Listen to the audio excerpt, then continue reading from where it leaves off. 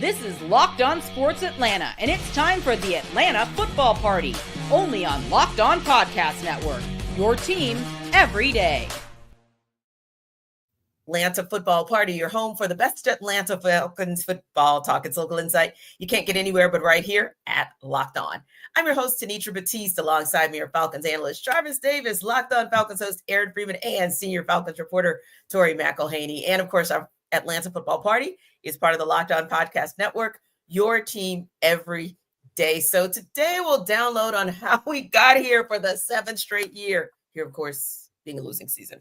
And we'll talk about the tale of two Falcons teams that showed up at the Bend Sunday. We'll also still discuss the good we saw and what can be done to make good even better. But first, let's chop it up about a Falcons team that was inevitably playing for pride, unfortunately not for the playoffs, and where we didn't really see that pride show up Sunday. So after sacking the quarterback at least 3 times in 5 straight games, the Falcons defense had 0 Sunday, along with no QB hits. So Jarvis, why couldn't the Falcons D get home, especially against a beat-up Panthers O-line, an O-line that had given up 14 sacks in the last 3 games? Jimmy Lake went back to that passive-aggressive bull crap. When it comes to soft coverages, it is very hard. As a former defensive lineman, it is very hard to get to the quarterback when your guys are playing 8 yards off on the 8, and when the offense is on the 8-yard line. It's kind of easy to kind of get the ball off, when you think about it from that aspect of it. But and to be honest with you, I feel like Raheem Morris is kind of fed up with this too, because here's the thing: everybody talk about the defensive minded head coach and all that stuff, and how he should be running the defense and all that stuff. Like, man, that man hires people to do their job. If he made those adjustments during that bye week and said, hey, man, here's what we need to start doing, you saw those things start working, why are you going back to what you did prior to the bye? Those are the type of things where you don't learn your lessons, Jimmy. And so that for those reasons, I feel like he needs to lose his job, because you just can't continue to go down this road where, hey, Raheem Morris, come save the day because you're a defensive-minded head coach. That man has a lot more stuff to worry about, like when to call timeouts and all that stuff. I thought, can I just say this? Being in the building at Mercedes-Benz on Sunday, Falcons fans, y'all just so petty. Because when he called that timeout after that big game, everybody was in there with a round of applause. People just standing up and clapping. I was like, oh my gosh, man. But that's why I love y'all, because I rocks with y'all. You know what I'm saying? I'm a part of this thing. So I get why you did it. So I'm not gonna, jump on y'all head too tough. But yeah, overall, Jimmy Lake needs to lose his job, because you went back to what wasn't working. And I think that, when you do stuff like that in a game that you have to win, I know it ended up not mattering, but you just can't give up that many points to Bryce Young. I know he's been playing better, but good Lord, you made it so easy for him. He didn't put any pressure on this young man. Yeah, and for you, Tori, when you kind of look back at it and you say, okay, we saw, as Jarvis mentioned, that progression the last couple of weeks and how good this Falcons defense was looking, and all of a sudden it was like they reverted back sort of to the median, and not a good way, with no quarterback sacks and just literally letting Bryce Young sit back there and just decide what it is that he wanted to do. Why do you think also that the Falcons just couldn't get home yesterday? Well, I go back to what Jarvis was saying, and it felt like there was just too much space everywhere. I felt like in the secondary, guys were not, to his point, we're not playing up on guys. I felt like the middle part of the defense was just a black hole in which, well, maybe not even a black hole, but a black hole for the defense, because the offense, the Panthers were having no issues hitting Coker over the middle, and time again. And I was not fully expecting Coker to be the one to have the day that he did. And I think that I'll say this, I think that not having JD Bertrand maybe added a little bit of a wrinkle into the defensive game planning, where I don't know if Nate Landman is the guy who you feel confident in being able to cover guys over the middle. And especially if D. Alford is having some issues covering guys over the middle.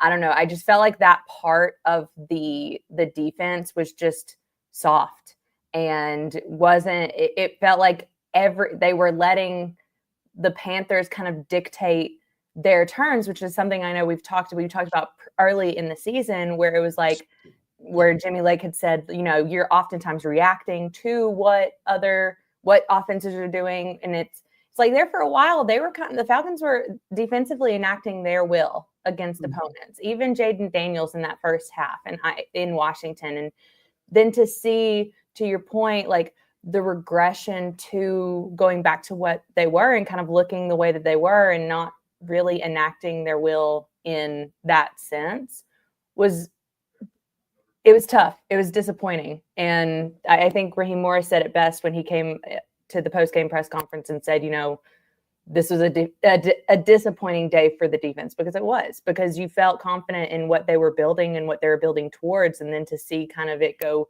completely out the window was just like a big old womp, like I don't have an adjective to describe womp, but that's what it felt like. You probably can't say the word. Yeah, Tori, we have the adjective, Tori. We just can't we can't communicate said adjective right now. Yeah. And it's interesting because, Aaron, that was the same reaction that many of us had because we were kind of watching double. Obviously, I had a basketball game yesterday, so I'm on that broadcast, but then I'm watching the Falcons game, but then I'm on that broadcast, but then I'm watching the Falcons game. And when I tell you the entirety of the team, the broadcast team, we were just looking at each other stunned as we watched the Panthers just run up the scoreboard. And all we could say was, well, what happened? Like, where's that team that we saw? Where's that defense rather that we saw trending up? And why in the world can't they get home or even at least bring pressure and at least force Bryce Young off his spot or off his timing or off his game? What happened? Yeah, I think everybody nailed it. It just felt like watching one of the pre-bye defensive performances that we basically spent, 6-7 weeks complaining about and wondering if it was going to get better. And, that was something I noted to Jarvis on yesterday's podcast, which was my expectation, given how the Panthers offensive line has performed the last couple of weeks, how the Falcons pass rush has performed the last couple of weeks, that they would be able to easily dial up, a half dozen or so sacks this week based off of how these two teams have performed. And it just didn't happen. And both Jarvis and I noted, and maybe we missed a couple of plays, but it didn't feel like Caden Ellis, who's been their most effective pass rusher, was getting those, simulated pressure looks that he has taken so much advantage of over these last couple of weeks with, getting after the quarterback. And Arnold Ebiketie didn't really have the sort of impact in this game. And when they did get pressure, when they did dial up sort of that pressure, it always seemed like Bryce Young was able to sort of escape it, whether he was using his legs to buy more time to find open receivers down the field or using his legs, as we saw in the red zone a couple of times, to score touchdowns virtually unmolested, untouched and whatnot. And so it just felt like, the Falcons defense, all the issues that this defense has struggled with all season long. Mobile quarterbacks, being able to deal with that, space, all those things that Tori's talking about, the pass rush, the coverage, the run defense, nothing went right for this Falcons defense in this finale. And it's very disappointing given how much some of those areas had improved over the last month or so of the season, and sort of to see that sort of regression back to, especially against this Panthers team, where it was just like, the offense should easily be able to score, 30 plus points against this defense. And then, if the defense can just hold Carolina to under 30 points, this is a win. And to give up 44 points over the course of 5 quarters, it's just like, it's so disheartening. And Tori, when you kind of think about that, obviously we're talking a little bit about Jimmy Lake's scheming, if you will, which, for the most part, you can lay some blame at his feet for how abysmal that defense played Sunday. But now that you've had some time to kind of think about it, maybe watch some film, do you feel like it's the defense, or the defense was showing us who they really are? Or do you feel like it was Jimmy Lake showing us who he really is? It's a hard question to answer because I think it can simultaneously be both. Both things can be true. Both things can be true at the exact same time. And I think that a lot has to go into the game planning of it, obviously. Like, they had an idea of what they wanted to do, and didn't end up being able to execute. And the thing is, like, I don't even really know what they were wanting to do. Like, that's the thing, is it didn't necessarily feel like they were wanting to do anything. Like, if I'm being completely honest, it just kind of felt like they were just kind of sitting there letting the game come to them, and they're just like, all right, like, we're better. Like, we'll make it work. Like, I really went into this game thinking that this was going to be a game that was won like 17-13, like by the Falcons. We talked about it before the game. Yeah, like I literally, Jarvis and I in the press box before the game, I was like, this is about to be a barn burner. Like, this is going to be 17-13. Like, it's just no one's going to like really move the ball or score all that much. And then it ended up turning into this shootout that I definitely did not. If you would have told me before that game that it was going to be both the Falcons and Panthers were going to score over 35 points, I would not have believed you. There's no way I would have believed you. And the fact that that's what ended up happening is, I mean, you can't, it goes both ways. It's on Jimmy Lake and it's on these defenders, point blank period. And I don't know if you can do one without the other because they're a part of the same unit. But if you're laying blame somewhere, it's just there. Like, it's with that whole collective unit. Yeah, I think Tori's right. It's both the players, it's both the X's and the O's and the Jimmys and the Joes, as they say. And talking about the lackluster game plan, that's obviously on Jimmy Lake, the defensive coordinator. But in terms of just execution, like, the Falcons seem checked out, right? Missed tackles, blown coverages, all those things that we have seen time and time again for this defense. And that kind of goes back to last week with the poor tackling that they had last week. And it just felt like, whatever momentum that this team had, it just kind of died 2 weeks ago, after the Giants game, where it's like, oh, we got our 2 pick sixes and we're good to go, and it's like, we're on top of the world. And then, season's over, right, guys? And it's like, no, you got 2 more games to play. And, I don't think the defense necessarily showed up for those 2 games. Yeah. And for me, I'm a real big believer in, if you're not coaching it, you're allowing it to happen. And when you talk about, just the break and contain, like, oh yeah, go ahead and throw Jay Rogers in there too. I'm calling for Jimmy Lake and Jay Rogers. Like, yeah, I respect you, appreciate you, but like, consistently, time and time again, like, you have guys, the quarterback constantly breaking contain. That is just, I mean, if you want to get on Matthew Judon and say, oh yeah, he didn't earn the contract because he don't know how to play football, he just out there willy-nilly and free willy, okay, that's cool. But you continue to put him out there. So guess what that means? That means you're okay with that, with him doing that and being free willy. So I'm kind of like Tori, it's the best of, like, both things can be true, but I put a lot more, I hold the coach a little bit more accountable, when it comes to those things like that, because those are just simple football day one type stuff. Bryce Young looks like a middle schooler, so that he learned that in middle school, last year when he came out, when he was drafted by the end. Sorry, Free, don't look at me like that, man. Sorry, but yeah, I think overall, this is something that it was an issue. They fixed it, and the defense started to look like they were capable.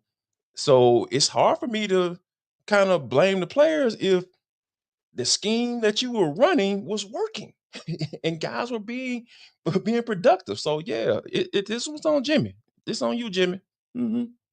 Yeah, I think for me, I kind of look at it like you guys said, both can be true. When I look at it from Jimmy Lake's perspective, the one thing that I given him kudos for most of the season was the ability to make those halftime adjustments and make those tweaks, right?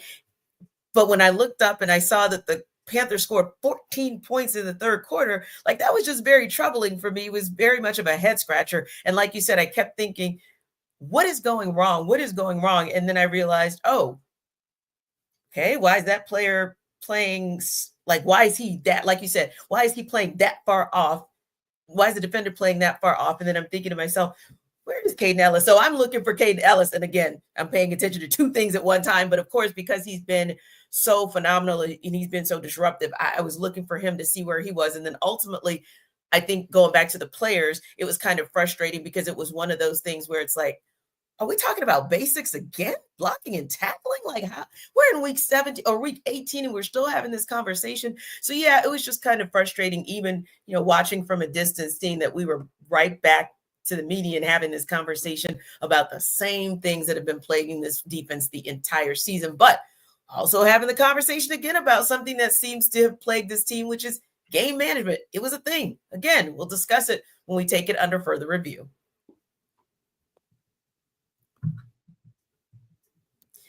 This episode of our Atlanta Football Party is brought to you by FanDuel.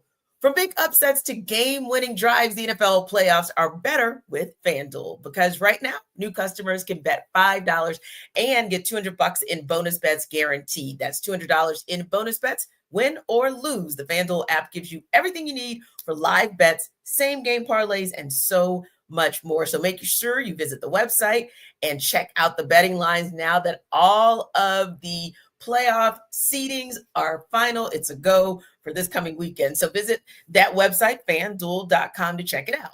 It's fanduel.com. You can go there and you can join today and get started with $200 rather in bonus bets at fanduel.com. So remember, got a whole week to kind of figure this thing out. Check out fanduel.com, see what the betting lines are for the playoffs, and make this playoff season unforgettable with FanDuel, an official sportsbook partner of the NFL and, of course, America's #1 sportsbook.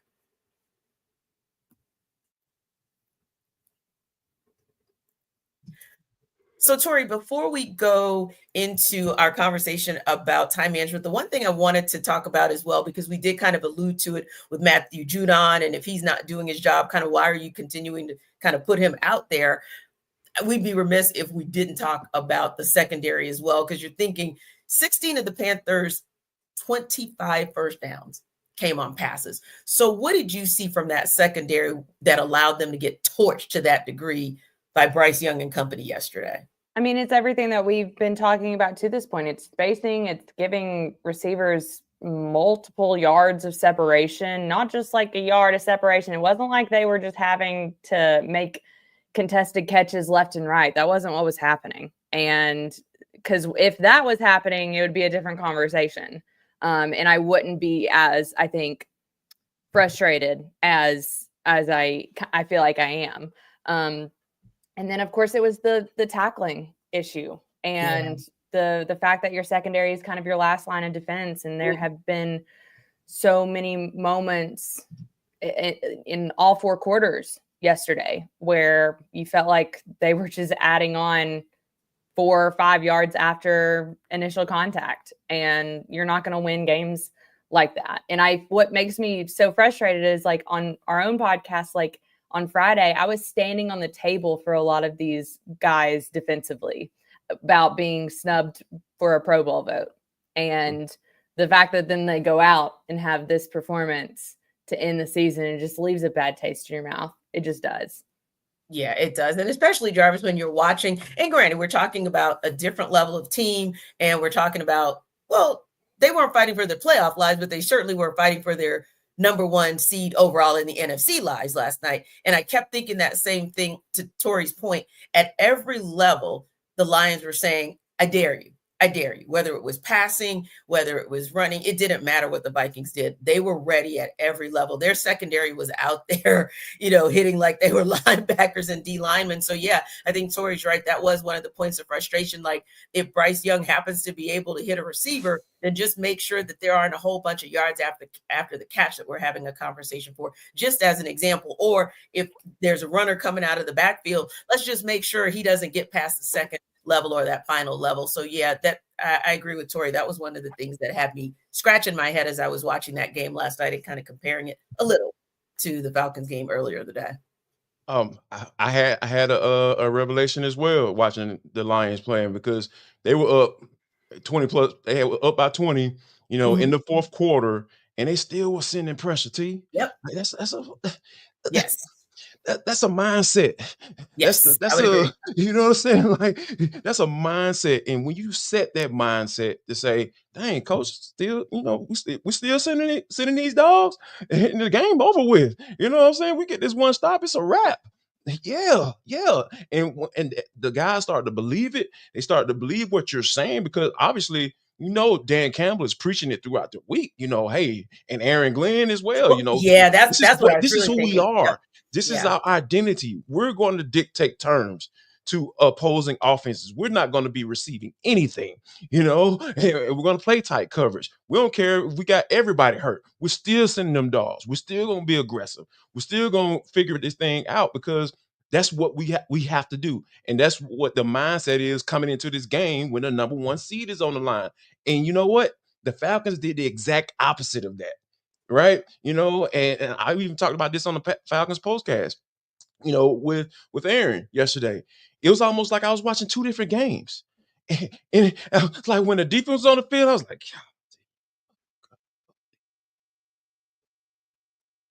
well, when the offense was on the field, I was like, oh man, MPX out there working, baby. Look at it.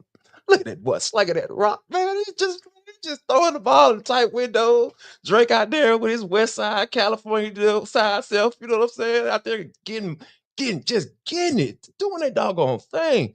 And it's just like, man, why can't we have nice things? It's like, why can't we have nice things? Like Or the offense is consistently just have it, right? right. Why can't we consistently have nice things? The offense is just out here just lighting the scoreboard up, and the defense can't stop a nosebleed. What are we doing here? Yeah. It's I think just that's a so great call sad. that Jarvis So made, sad. Aaron, because I did feel like that. I felt like the Lions, and I mean, Aaron Glenn talked about it. The broadcast team talked about it last night. Like they were going to just bring pressure and they were going to be relentless with the pressure. And they didn't care whether they were down to a third string, which actually in a couple positions on defense, they were down to the third string. Even last night when Terrion Arnold, for example, went down and they just kept pushing. And I felt like AJ Terrell was that guy, maybe still being his aggressive, assertive self, but you didn't see that consistently. You didn't see that in the game plan, but also you just didn't see it in the delivery. And yeah, it just felt like the secondary was like ho hum. And that was kind of a microcosm of what we saw across that entire defense, what we saw in that secondary yesterday. Yeah, I think Jarvis nailed it. It's a different mindset that other defenses have. It's a mindset that, I personally think is a better mindset to have from a defensive standpoint of like, it's one of the difficulties of playing defense in the NFL, which is you're always sort of having to be reactive as opposed to proactive because of the caliber of offenses in the NFL. And you have to react to what the offenses are doing in order to sort of stop it. But the one area where defenses can be proactive is usually when it comes to dealing with pressure, whether it's blitzes, right? And you can go too aggressive, if you look at like Wink Martindale, who's now at the University of Michigan, that was formerly at Baltimore. Like Wink Martindale was like, I'm sending cover zero, it doesn't matter.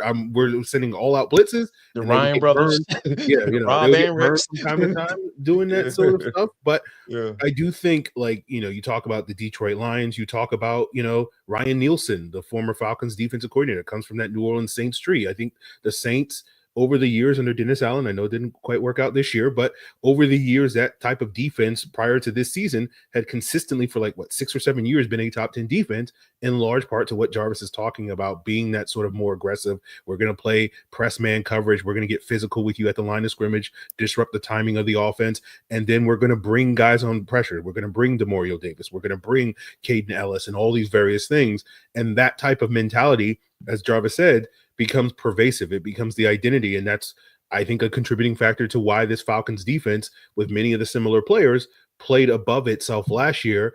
And then when you reverse that mentality of being more passive, like the Falcons have done, and borrowing from that Brandon Staley, Vic Fangio, where it's just like, we're just going to be reactive sort of thing. And we're going to let the offense dictate it. And eventually the offense is going to shoot itself in the foot.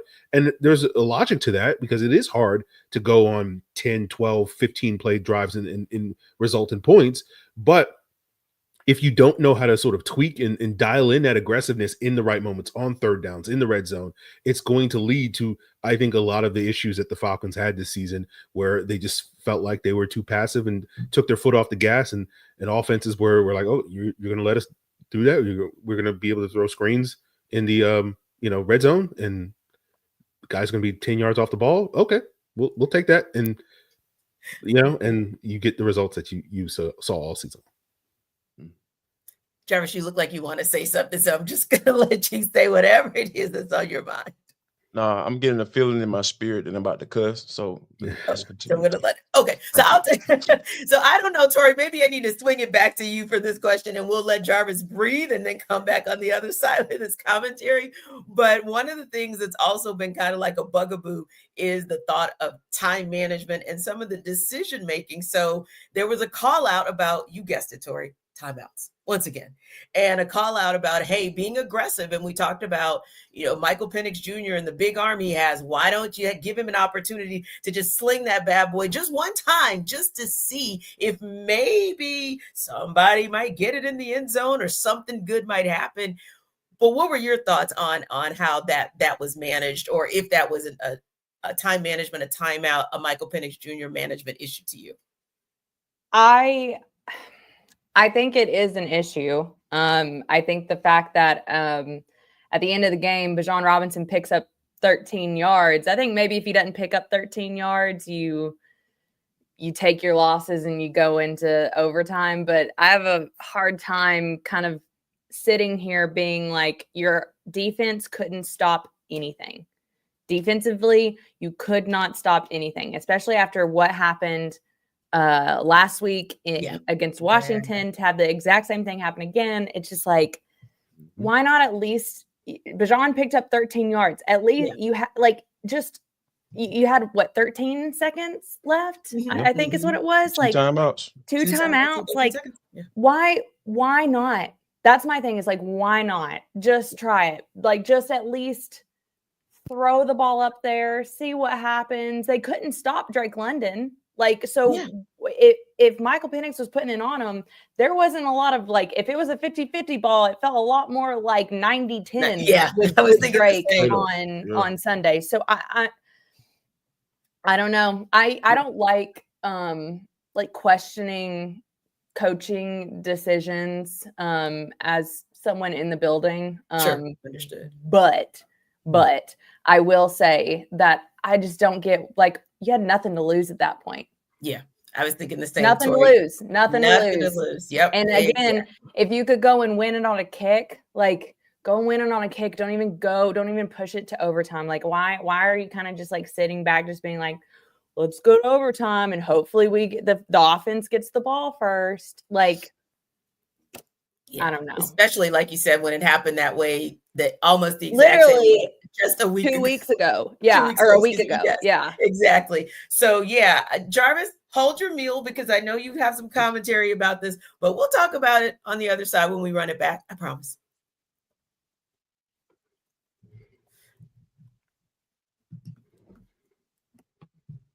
So Locked On Sports Atlanta, of course, is a free 24/7 sports streaming channel and is programmed to bring you all Atlanta sports on one channel.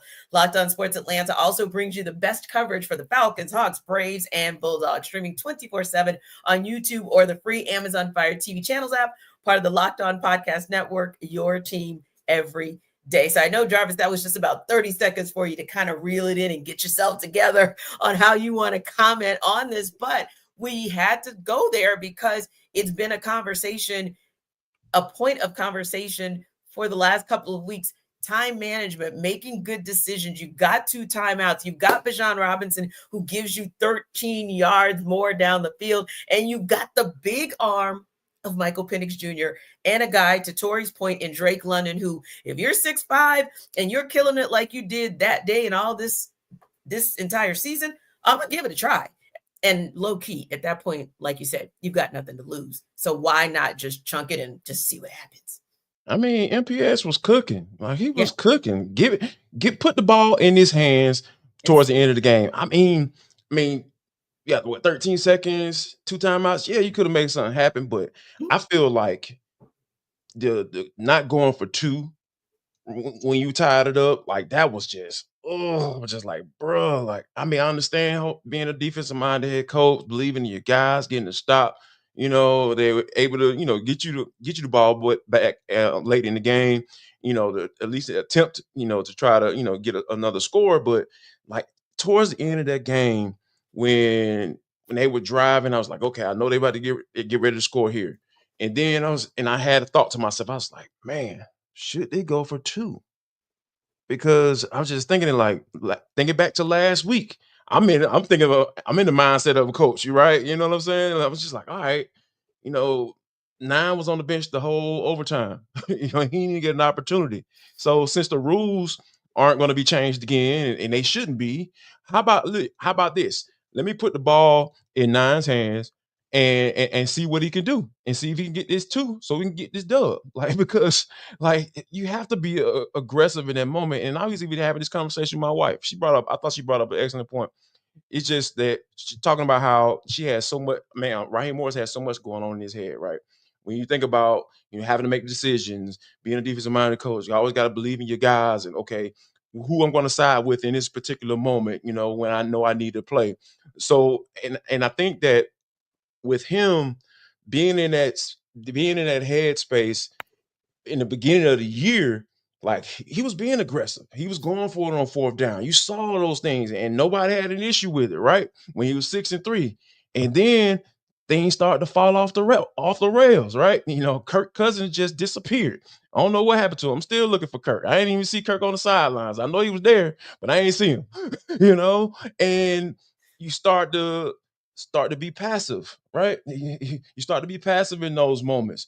You kick the extra point. Oh yeah, we can tie the game up like Tori did. I love that little shucking and jiving. Like, yeah, let's go over to overtime. Yeah. No, be aggressive, dude. That's why we were behind you in the beginning. Yeah.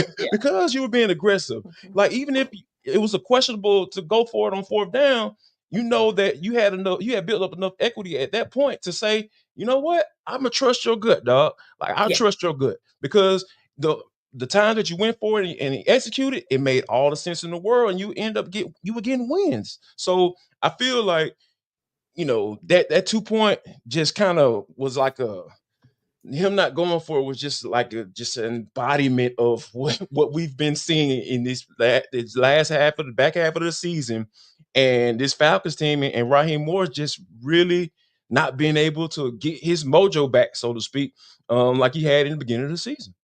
Yeah, I think that's a great call, because you were 2 out of 3 on fourth downs yesterday, right, Aaron? But on that same token, it feels like there are moments when we still saw shades of that aggressive, assertive Raheem Morris from maybe the beginning of the season. But then there are moments where it's head scratchers as to why he wasn't as aggressive. And that moment at the end of this game that we've seen oftentimes at the end of other games, or the end of even halves like last week, that aggressiveness goes away. And it is frustrating because, you could have potentially ended it, and ended not just that game, but ended the season at least on a high note, regardless of not getting into the playoffs. But here it feels like it's even, I don't know, like a double whammy. Like, someone just took the dagger and just said, I'm just going to turn it, because not only did you not get to the postseason, but you lost in overtime to the Carolina Panthers to end the season on your home turf, when you could have not done that by just managing a little bit better at the end of regulation. Yeah, I don't have as much of an issue with Raheem not going for two there after that last score as Jarvis does. I feel like with, whatever it was, like 46 seconds left, like you still have an opportunity. You don't necessarily have to make it where you have to win the game right then and there, right? And so, see what happens in the final minute of the game. But, talking about the time management there at the end, when you get the ball back with 17 seconds left and whatnot, I do think that is more than fair. And it goes to, I think, overall the issue that I felt like has plagued the Falcons these last couple of weeks, which Jarvis is talking about, which is that sort of mindset of you're kind of playing to not to lose as opposed to playing to win. And that felt like that when you take all of these decisions, not just in the Carolina game, but the Washington game and several others, and the Raiders game being a classic example in that second half. You take all of these decisions, in totality over the last month or so, it did feel like there was, a tendency on this coaching staff to just basically like, okay, we'll just play not to lose because, all the issues that they went through in the previous month where they were losing a lot of games because they were turning the ball over and all those various things. So I don't think it's sort of, there's not a reason or cause for why they adopted that mentality, but I do think it ultimately hurt the Falcons in the end with how they finished the season, where they just got too conservative, too passive, and just got, I guess you could say, too tight when it came to trying to close out this season strong and whatnot. And so I just think that is going to be something that this organization and this regime is going to have to figure out over the offseason, which is, are we going to, because I think there's going to be a lot of questions going into year 2 for this coaching staff, and that seat is going to be a lot warmer than you typically would expect for a team coming off an 8-9 season in year 1 of a coaching staff. And so if they get into that mindset again of, well, we're going to play not to lose, like, I think that's going to be their doom, in 2025. So I think there's going to be so much of, I think, this team's success moving forward under this regime is going to hinge on sort of these moments when they look themselves hard in the mirror and say, what do we want to be? What do we want to do? And if they come up with the right answers, I think things will work out better and we will have less of these conversations in 2025. But if they don't, then it's going to feel like a continuation of what we saw over this last month heading into the next season. Yeah, I think so too. I think that we probably have, and it's interesting because if I think about where we were at the beginning of the season as opposed to where we are now, I think we actually have more questions than answers that I did not think that we were going to have at this juncture, but here we are.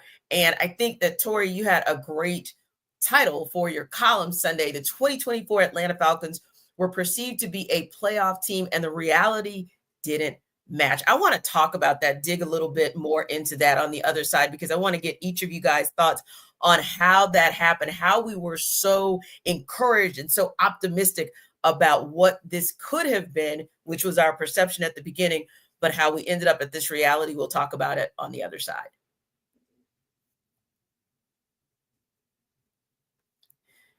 This episode of our Atlanta Football Party is brought to you by Rocket Money.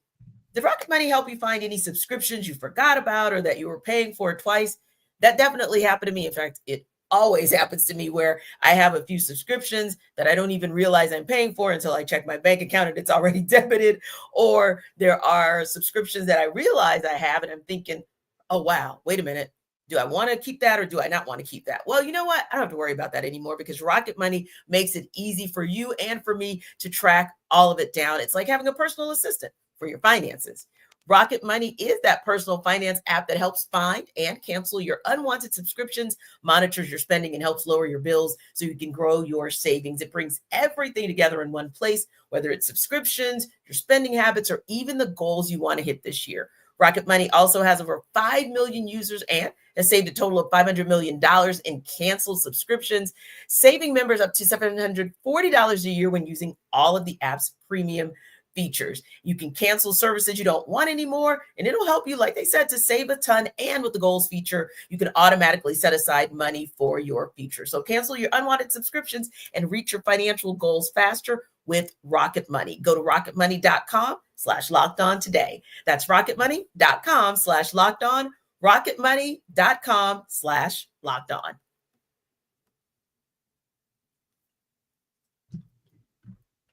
So, Tori, let's start with you. I loved that title of your column because that's kind of how I felt like, wow, when we started this conversation earlier in the season, we were definitely looking at it. So we thought a 10-win team rather this season, maybe even 11 wins if the Falcons really utilized what they had on the field, on the sidelines, etc. Here we are for a 7th year in a row, staring down the barrel of a losing season. Yeah. And you just wonder, how do we get there? Like, how did we get to a point where the perception ultimately did match the reality this season? Yeah, it's actually interesting because that was not that wasn't my own thought about this, like, idea of perception versus reality. It was Kirk Cousins.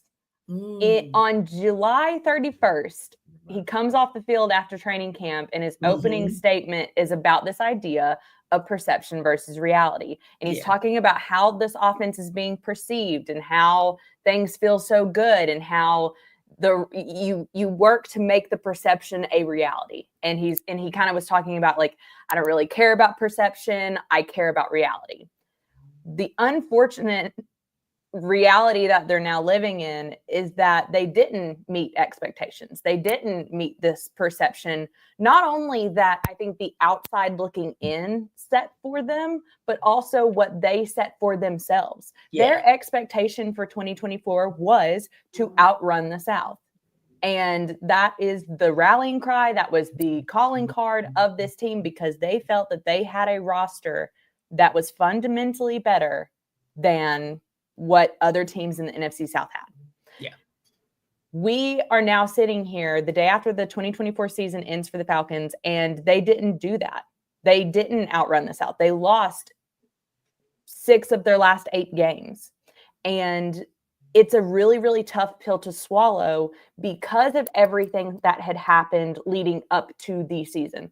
All of the moves that were made in order to do what Arthur Blank and Rich McKay said in that press conference after they let Arthur Smith go, which was to win now. And now here we are a full year later, and you got one more win than you did in the 3 seasons prior to this moment after everything that you did. I really felt like this 2024 roster was one that was years in the making. I go back to the decision to send Matt Ryan to Indianapolis, take all of that dead money on the chin, get out of salary cap hell, make the moves that you do, trade for guys, draft guys, go out and sign a quarterback to a $90 million fully guaranteed deal, go out and draft a future starting quarterback, get Matthew Judon, get Justin Simmons. All of these things happened in this offseason to get you to one more win.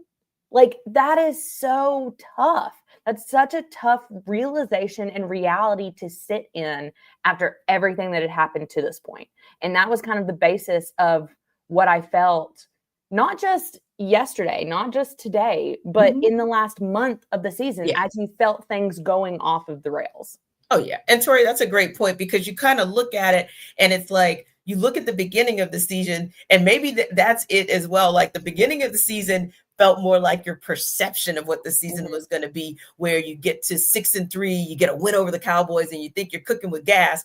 And then the back half of the season seems like more of the reality, where all you did was kind of beat the Raiders, led by Desmond Ridder, no doubt, and the Giants, led by Drew Lock. And that's just not what we thought with all of those moves that you said were made, even in this offseason. That's just not where we thought we were going to be. And when I think about perception versus reality, I always say that perception is 9/10 of reality, right? Because it's always about, kind of what you see through your lens and your view of reality. And the lens that we were seeing it through were the free agency acquisitions and the draft picks, right? And so, granted, you had some injuries there that you didn't expect, but on the same token, you still should have had enough talent to be able to overcome that, but yet you didn't. So here we are, Jarvis, where we're looking at the perception of what this team was going to be at the beginning of the season, where we literally were saying,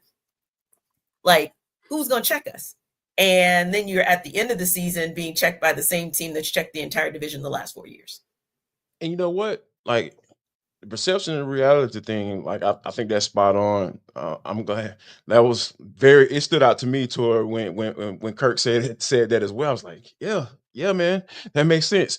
But the difference between 1 or 2 wins in a season, though, it's very small. It's very small. We can go back to that Saints game. Oh, what if Younghoe Koo would have made a couple more field goals, right? He didn't have to make all of them. Just make a couple more field goals. You could have won that game. They were still in the Chargers game, even when Kirk Cousins had thrown 4 picks. So you think about all those little things, and then the Commanders game. If we would have called a timeout, what would have happened, right? That's 3 wins right there.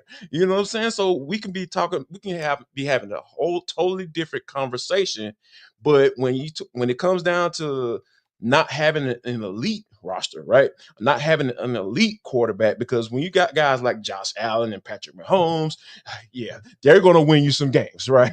They're going to add 2 or 3, and you're not going to even get to the coach, or as whether or not he's going to add a couple wins to your under your belt. But when you got guys like that, those guys add 2 or 3 wins. Whatever your roster is, like if it's average, below average, those guys add 1 or 2 wins because they can just do things like that. So, but when you brought in a guy like Kirk, who never was that type of quarterback, right? I mean, yeah, unless y'all got something to say about that, like he was never that type of guy to add wins to your an average to a below average roster. So you come into the season like that. So the decision that you make as a head coach in your first year, those are going to be even more, they're going to be heavily weighted, right? So if you decide not to call that timeout, you can lose the game. If you miss that 1 field goal, you can lose the game.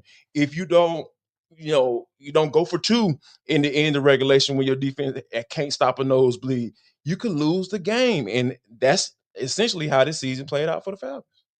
Yeah, and it's funny you mentioned that, Jarvis, because as I was putting the rundown together, I was thinking that same thing, like, man, there are multiple times, but what's kind of your number one time when you say that right there? That could have been the difference in the season, like, a game, a play, a decision, if you will. And yeah, I was thinking the same thing, Free, when looking, top to bottom at the perception versus the reality, because even I go back to the first game of the season, as I went in as a fan versus going in as a member of the media, and I did not think that the Steelers were going to win that game. And so the perception was in that game, hey, we can just cover TJ Watt single. We're not going to double cover TJ Watt. And the reality was then TJ Watt he is a player who can win a game for a team. So yeah, I think, so I looked at that as like that first kind of peering into what perception is versus what reality is. And so for you, when you kind of look back at the season as well, and you kind of see where we were at the beginning of what we perceived it was going to be, why did that reality ultimately match it?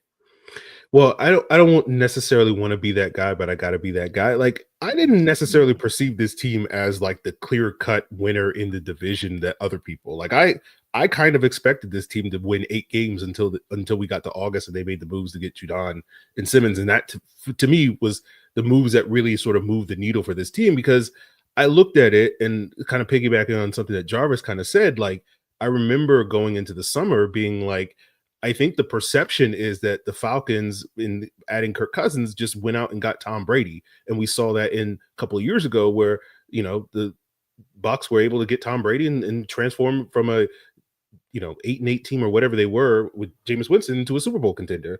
And then you contrast that with what the Saints did a couple of years ago, when they went out and basically said, we just need to upgrade over Jameis Winston again, and we'll get Derek Carr. And it didn't do anything. And like, to me, when I looked at sort of the perception of Kirk Cousins versus the reality of Kirk Cousins, like the perception, to me, a lot of it was like, he's Tom Brady. He's going to transform this team into a playoff team. And it's like, he's closer to Derek Carr. Like, I think he's better than Derek Carr, but like, it's not as if like he alone is going to save your season. And T talking about that week 1 game, we went into that with a lot of expectations. The Steelers had a lot of up and down that summer, and the Falcons were like, hey, we're smooth sailing, well-oiled machine. We don't even have to play our rookie, all that stuff in the preseason games. We're ready to go. And then they get to week 1 and you see, whatever you want to call that game. I've joked about it on Locked On Falcons. It's a Bruno game. We don't talk about that game with some of the sort of poor game planning that we had in that game. And it was like, it really was a shock to the system that even for me, someone who did not perceive the team to be as good as other people did, as this sort of, because I kind of looked at it as like, it's going to be a race in the NFC South between the Bucs and Falcons, and whoever's offense clicks better, whoever's defense performs better is going to be the team in the end to win the division. And so like that first week 1 game was really kind of a shock to the system of being like, oh, this thing may not go nearly as well as we thought, but they seemed to kind of turn it around over the next couple of weeks. And it was like, okay, we're good. And then it just kind of slowly unraveled. Whatever momentum that the Falcons picked up in, the illustrious month of Kirktober, just sort of completely came off the rails there at the end of the season in the second half. And so, looking at the perception versus the reality, like that to me has been something I've complained a lot over the years with this Falcon team, is like they're constantly internally perceiving themselves to be this great team, and we just need to get the one or two pieces to get us over the hump, and we'll show you guys. And it's like year after year over these last 10 plus years, like that has not lived up to the reality, and hopefully that leads to this organization, this regime, changing the perception of being like, rather than approaching it as if we're just one or two pieces away, approach it as we're 5 or 6 pieces away. And that's where you really can move the needle to the point that we won't necessarily have those types of Bruno games in the future where, we're questioning, like, is this thing going to go the way that we think it's going to go? Yeah. I mean, you're absolutely right. Like I can't, and it's so interesting that you say that, because I think so, like every season you start off with that positivity, right? That encouragement that, hey, this can be that season. This can be a different result rather than what we've seen in seasons past. And then invariably, you kind of feel like the Falcons fan base, right? Where you're like, dang, again? Like we're having this conversation again. And it is rather frustrating because as the media, although we try our best not to be biased, ultimately speaking, we do want to see positive things come out of Flowery Branch. We don't always want to be having this conversation, right?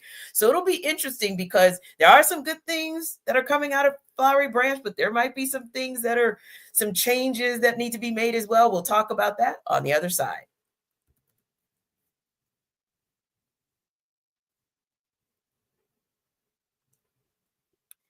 Now, like we said, when you look at some things on the offensive side of the ball that were encouraging, the newest encouragement, of course, being Michael Penix Jr. So we'll stop right there. And on the defensive side of the ball, I think that seeing, and I'll go with Caden Ellis, because he was the one that when you put him in position to succeed, he definitely did his job and then some. So we saw positives on each side, and then we saw some development. We saw a Drake London take the next step. We saw shades of Arnold Ebiketie finally taking the next step. But the reality is, change, when you have a disappointing season like what the Falcons did and how they ended the season, change is possible. So I wanted to just get you guys real quick thoughts. And Tori, certainly understand that you have to be careful with how you approach this. So I'm, going to leave this at your feet. And when you want to chime in. And when not, we certainly understand, because of course, Tori's our senior Falcons reporter over at AtlantaFalcons.com. And we're always mindful of that.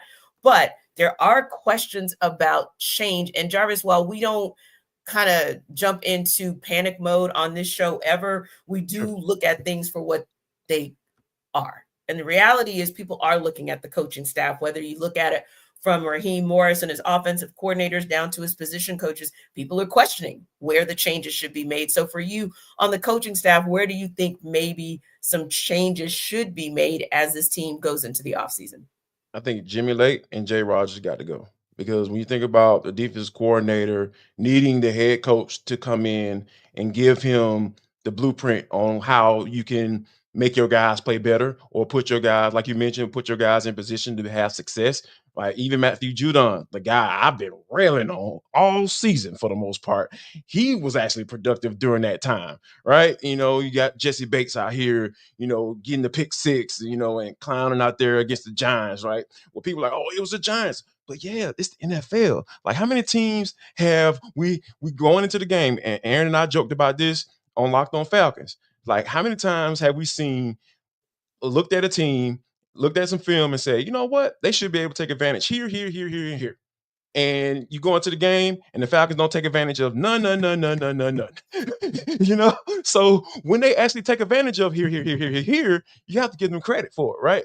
Because they're being an NFL team. They're actually going out there and executing a well put together game plan. So I think for me, Jimmy Lake, Jay Rogers have to go. And the reason why I say Jay Rogers has to go is because there's been too many times where I'm talking about contain. Like, why? Like, why are we letting the quarterback just get outside the pocket? And everybody talking about they have trouble with mobile quarterbacks. Bryce Young ain't no doggone mobile quarterback. When has he been a mobile quarterback? Somebody please explain. Somebody let me know. Anybody. You know what I'm saying? Can y'all explain to me how Bryce Young is a mobile quarterback outside of the fact that he's black? Like, I'm like, please help me out, please. I'm trying to figure this thing out because I mean, I've been watching football I played football. I've been watching football for a very long time. And to sit up here and say the Falcons struggle with mobile quarterbacks as an excuse as to why Bryce Young just went absolute ape doo-doo against them in Mercedes-Benz Stadium. No, that's not an excuse. I'm sorry. So yeah, Jimmy, Jay, I'm sorry. Y'all got to go. So Jimmy here's Jam. the thing. I just found this stat that I think is relevant to this conversation. And I just tweeted it out. But 1 week after facing pressure at a career high rate against the Bucs, which was almost 70% on all of his dropbacks, Bryce Young was pressured on just 15.8% of his dropbacks versus the Falcons, which is the lowest rate in his career. Like, you saw what the Bucs make it make sense, Tori. You saw what the Bucs did. You saw how much pressure he was under. Like, and then the fact that he was pressured at a rate, the lowest rate of his career, that doesn't make any sense to me. Like, exactly. And it goes back to what we were talking about right off the top of this podcast, where it's like why were things so soft? Like, why were you not enacting your will, especially when you have so much confidence in this group to go out and play better than what they had before the bye? I don't know. Yeah. Against a young, unproven quarterback too, T. Yeah. That makes it makes perfect sense. Right, because it's a blueprint where you're literally saying, hey, we know that you pressured 5 times as many times as we're going to pressure, or, that's the game plan that we're going to put together, that we're going to pressure that 75%. Yeah, let me do that. Yeah, 15% times 5 is 75%. So you decided that this team in the Tampa Bay Buccaneers that pressured 5 times more than you and held the Panthers to 14 points, that game plan wasn't at least appropriate to try, if you will. Now, I'm not saying maybe you pressure 5 times as much like the Bucs did, but you only pressured a fifth the amount of times that they did on Bryce Young. Yeah. Well, that's kind of why 44 points got popped yesterday. But I mean, that's a telling stat. That's a telling stat. So what about you, Aaron? How do you feel in terms of what changes you believe the Falcons may need to make on the sidelines with their coaching staff? Yeah, I echo the sentiment, T, that stat kind of tells you everything you need to know about yesterday's game. But for me, I don't necessarily believe in addition by subtraction. I believe in addition by addition. And so, if you want this defense to get better, like, I understand Jarvis's sentiment of wanting to get rid of people. And, if you are going to get rid of 2 coaches on this coaching staff, I think Jimmy Lake and Jay Rodgers are probably the first 2 names on that list. But I feel like, I want to see this team add more so than just simply subtract and think, oh, well, we got rid of this one guy and that's going to solve all our problems. And it's like the new guy comes in and then, it's basically the same old. And so I would like to see this team bring in some different mindsets. I think when you look at Jimmy Lake, when you look at Jay Rodgers spent several years coaching in LA under Brandon Staley. Raheem Morris followed on the heels of Brandon Staley as the defensive coordinator with the Rams. And obviously Jimmy Lake was there. And so I feel like that style of defense, going back to what I was talking about, that sort of passive, we'll sit back and let you dictate from an offensive standpoint, just to me, I don't think is the way to go in today's NFL. And so I would like to see a different coach from a different sort of coaching background come into the building to help out on defense, that can bring maybe a little bit more of that aggressive mindset. And whether that's someone that Raheem is familiar with or someone that he just sort of has respected from afar, I would like to see that addition. And so if they can do that and then have a blending of the minds, I guess you could say, on defense, I think that will lead to positive results in the future, rather than expecting a new defensive coordinator to come in with year 1 install and all of a sudden everything's going to click in a sort of season where, there's going to be a lot of pressure on this team to win. Yeah, I think that's a great call. And you guys obviously are kind of leaning towards the defensive side of the ball and things that need to be changed on that side of the ball. Now, let me ask you, just sort of playing pseudo devil's advocate as we wrap up. do you guys see that there's a need for any changes on the offensive side of the ball? I think the good of Zac Robinson is that he just kept seeming to evolve and kept seeming to grow into his role. And obviously, when he got Michael Penix under center, that gave him an opportunity to sort of open up that playbook a little bit more. So I think we're all in agreement pretty much. It sounds like that we can remain, or the Falcons can remain pretty stable on the offensive side of the ball, coaching wise. Yeah, I think to jump in, why not? You know, like you got 3 games with Michael Penix working with Zac Robinson. You saw kind of the vision of it. I feel like it would be unfair to kind of pull the rug out from under this offense. Yes. At this point in time, I think that would be unfair to Michael Penix. I think it would be unfair to the unit as a whole. Like, so I don't want to see really any changes be made with this offense, because I don't feel like that would be sufficient for the progress that you feel like you're trending in the right direction with. Yeah, and that's a great point. Oh, go ahead, Jarvis. No, I was just gonna say, like, because if what we saw on Sunday with this offense, let's just say that's the peak, right? Oh my gosh, and that's peak with 3 games, you know, and first time, you know, within those 3 games, your quarterback throwing to your wide receivers and within practice, like that was his first time throwing to those guys. I like the potential of this offense with Zac Robinson. I feel like the more time he's able to get with MPX and in this summer, and the more time MPX is able to get with Drake London and Darnell Mooney and all those guys, I feel like, man, the sky's the limit for this offense. If what I saw Sunday was any indication that that's going to be the case. And Free, you're good to go with that as well? Yeah. I don't think you need to make changes. I think there needs to be internal growth for this offense, right? Where with Penix development, I think Zac Robinson has areas that he needs to improve upon, play action passing, you know, sort of diversifying the run game. Those are all things, but I don't think you need to make changes. I mean, you can tweak the personnel maybe a little bit this offseason. We'll talk about, you know, Drew Dahlman being a free agent and Kyle Pitts, you know, potentially going into a contract year. Those are some changes that, you know, will be worthwhile discussing. But I think from a coaching standpoint, you want to see what Zac Robinson can grow into. But I think in terms of what, you know, you don't necessarily need to throw a wrench into the plans on offense. Yeah, agreed. I think we kind of saw a good peek into what that offense can be next season. Thanks to our everydayers for making the Atlanta Football Party your first listen of the day. Be sure to stop by Locked On Falcons with Aaron as your second listen, and check out Tori's awesome work at AtlantaFalcons.com and on Rise Up Tonight. We'll see you next time.